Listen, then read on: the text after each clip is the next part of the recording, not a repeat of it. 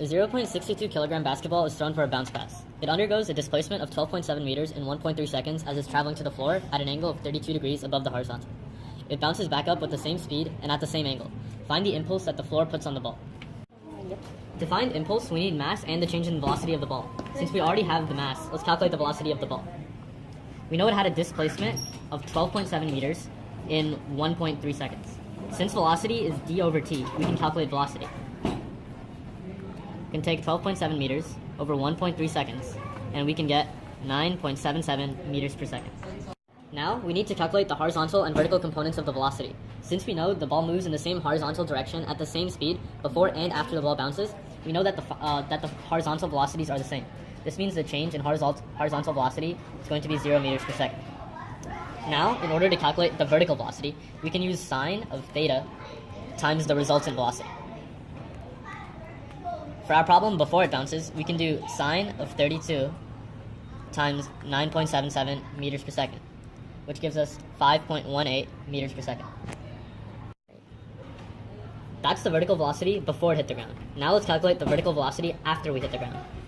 So we can take sine of 32 degrees times negative 9.77 meters per second. This time, we need to make the velocity negative since the ball is moving up and not down. This will give us negative 5.18 meters per second.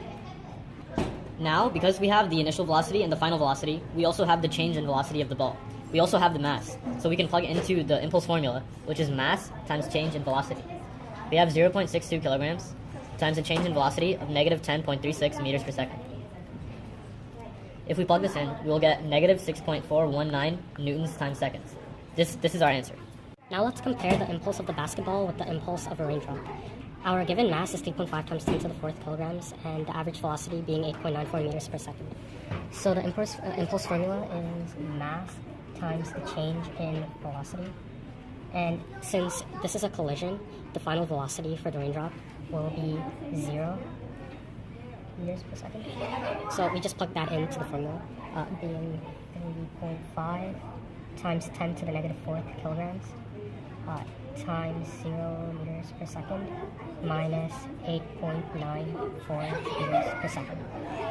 And so the impulse is equal to negative 0.003129 newtons times a second. Compare the impulse of the raindrop to the impulse of the basketball. We just divide the two impulses. 0.419 newtons times a second over negative 0.003129 newton times a second. And so we get 2,052 raindrops.